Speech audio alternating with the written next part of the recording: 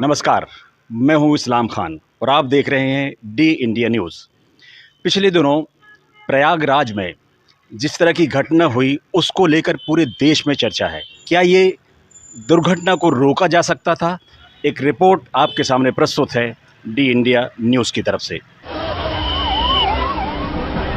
हम बात कर रहे हैं प्रयागराज में चल रहे महाकुंभ की, जहां एक और यूपी शासन प्रशासन द्वारा करोड़ों लोगों के पहुंचने के दावे किए जा रहे हैं और विज्ञापनों के माध्यम से अधिक श्रद्धालुओं को पहुंचने के लिए प्रेरित किया जा रहा है। वहीं महाकुंभ में व्यवस्थाएं नदारद नजर आ रही हैं। विगत दिनों हुआ हादसा इस बात की गवाही देता है। जहां हुई भगदड़ में न जाने कितने लोगों ने अपनी जान गंवाई। सरकार इसका सही आंकड़ा भी प्रस्तुत नहीं कर पा रही है। जब हमने इससे सब्जेक्ट पे तमाम बुद्धिजीवियों से चर्चा की तो उन्होंने अपने अपने पक्ष रखे। गंभीर हादसा है, वो बहुत ज़्यादा गंभीर हादसा है। और हम देखते हैं कि जब थोड़ी सी पब्लिक बढ़ती है, जहाँ पे छोटे छोटे मेलों को हम लोग देखते हैं, वहाँ पर इतनी समुचित व्यवस्थाएं रहती है, उनकी कतारें बनाई जाती हैं, उनको अलग से व्यवस्था किया जाता है। वहाँ पर इतने सारे ड्रोन कैमरे लगे हुए हैं, इतने सारे सीसीटीवी कैमरे लगे हुए हैं, लेकिन जो भीड़ को जब देखा तो ऐसा नहीं लग रहा है कहीं से उनको साइड दी गई है या अलग से उनका रूट निश्चित है, ऐसा कुछ नहीं लगा। पूरी करोड़ों की भीड़ एक साथ जाती हुई दिखाई दे रही है। जितने भी वीडियो वायरल हुए हैं सब में करोड़ों की भीड़ एक साथ जाते हुए दिखाई दे रही है। कहीं पर भी उनका पार्टीशन नहीं हुआ है, जिसकी वजह से ये हादसा हुआ। और इससे बड़ा भी हादसा हो सकता है। और उसमें भी जो 30-35 की संख्या जो बताई जा रही है वो शायद 300 भी हो। ये भीड़ को रोकने के लिए मेले के पूर्व ही व्यवस्थाएं होनी चाहिए।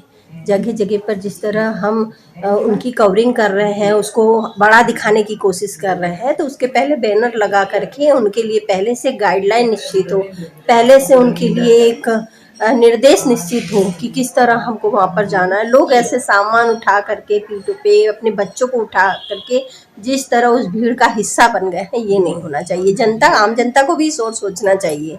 एक साथ जो वो हादसा हुआ था वो तो मौनी अमावस्या के कारण हुआ था, क्योंकि मौनी अमावस्या में लोग सुबह ही नहाना चाह रहे थे एक साथ। तो ये सब चीज़ को आस्था एक अलग चीज़ है, लेकिन हम वहाँ पर जिस जगह पर जा रहे हैं वहाँ के जब हमको इतनी भीड़ का अनुमान पूर्व से रहता है तो उसके लिए जनता को भी पहल करनी चाहिए। कुछ पहले से निर्देश होना चाहिए ताकि वो पहले से ही भीड़ को हम काबू में कर सकें। बाद में कर पाना संभव नहीं है।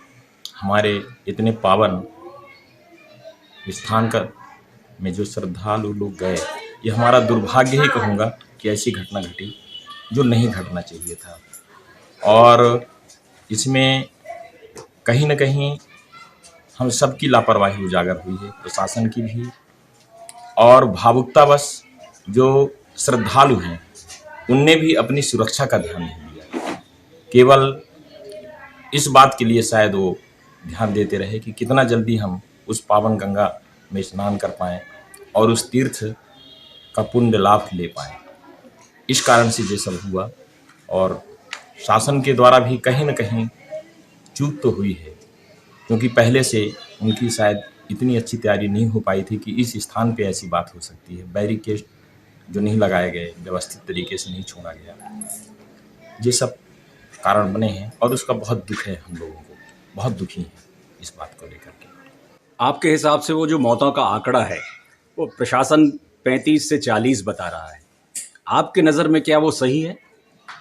अब प्रशासन जिस आंकड़े को देता है उसे मानना तो हमारी बाध्यता है, पर हृदय स्वीकार नहीं कर पा रहा है। इतनी अपार भीड़ के बीच में इतनी बड़ी घटना, हृदय स्वीकार नहीं कर पा रहा उस आंकड़े को। ऐसा लग रहा है कि वो आंकड़े कुछ ज़्यादा होना चाहिए, ज़्यादा रहे होंगे। पर प्रशासन जो कह रहा, जो पुष्टि कर रहा, उसे मानना तो हमारी बाध्यता है। इस तरह की दुखद घटनाएं ना हों, कोई सुझाव देना चाहेंगे आप?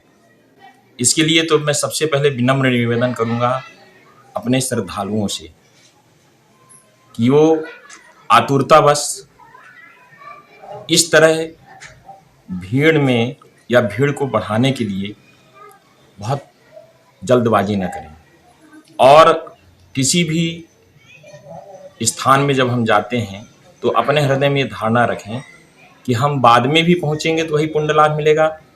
जल्दबाजी करके हम उस भीड़ में भयावह स्थिति पैदा ना करें। दूसरी तरफ प्रशासन को भी चाहिए, क्योंकि उसके पास आंकड़े थे कि लगभग इतने लोग यहाँ आ सकते हैं, तो उसकी सुरक्षा की व्यवस्था प्रशासन का भी दायित्व है। प्रशासन का भी दायित्व है। कहीं न कहीं प्रशासन के द्वारा चूक तो हुई है और हम शर्मिंदित हैं इस बात के लिए कि हम सब जागरूक होने के बाद भी वहाँ के जन समुदाय को, श्रद्धालुओं को कुछ भी सीख नहीं दे पाए जिससे वो सतर्क रहें और ऐसी घटना न घटे। ईश्वर से निवेदन करता हूँ वो उन दिवंगत आत्माओं के लिए कि उन्हें अपने चरणों पर स्थान दें और भविष्य में इस तरह की घटना न हो। प्रशासन को भी चाहिए और जितने भी आप सब लोग हैं, हम सब लोग हैं, जनता को जागरूक करें कि उस समय सतर्कता के साथ तीर्थयात्रा में जा करके, प्रयागराज में जा करके उसकी छवि को भी धूमिल न करें, उसकी छवि को धूमिल करने से बचाएं। हम लोग स्वयं प्रयास करें कि ऐसी दुर्घटना न हो जिससे वहाँ की छवि धूमिल न हो।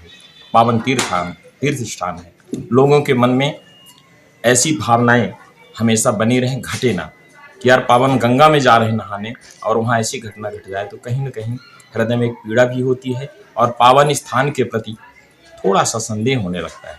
तो ऐसी संदेह की भावना कभी जन्म न लें, यह हमारा भी दायित्व है, सभी श्रद्धालुओं का भी दायित्व है, ऐसा मैं मानता हूँ। पिछले दिनों कुंभ में जो भगदड़ मची वो प्रशासनिक लापरवाही थी या यूं कहें ये हादसा था? आपकी नज़र में क्या है?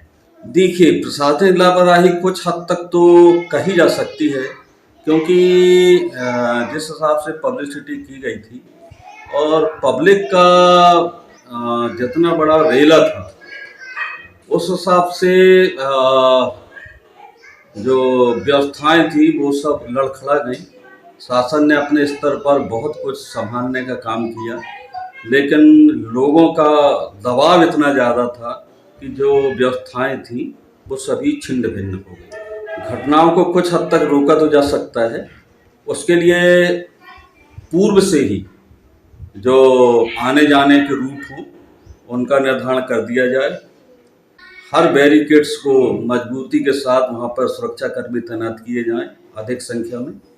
और मैं तो यूँ कहूँगा कि जिस तरह अगर संख्या यहाँ ज़्यादा बढ़ती है तो जिस तरह अमरनाथ यात्रा में लोगों का रजिस्ट्रेशन किया जाता है, अगर कुंभ में आने वाले लोगों का रजिस्ट्रेशन कर दिया जाए तो काफ़ी हद तक भीड़ में कंट्रोल किया जा सकता है और लोगों को जो इतनी लंबी दूरी 14-15 किलोमीटर चलना पड़ती है उसमें भी कटौती हो जाएगी।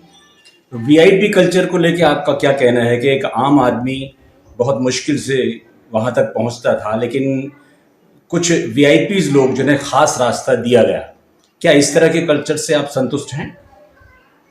नहीं, वीआईपी कल्चर का इससे कोई लेना देना नहीं है, क्योंकि वीआईपी कल्चर का रूट ही अलग था और जो रूट वीआईपी कल्चर के नाम से कहा जा रहा है वास्तव में वो रूट जो वहाँ जो साधु संतों के शिविर हैं उनके लिए वो रास्ता थी कि जब वो स्नान करने आए तो उन्हें किसी प्रकार की दिक्कत ना हो और उनके शांतिपूर्ण स्नान हो जाए। सच तो ये है कि ये जो घटना हुई इसको लेकर प्रशासन पूरी तरह से सजग नहीं था, कि हमें ये देखना होगा कि इस तरह की घटनाओं से प्रशासन किस तरह का सबक लेता है।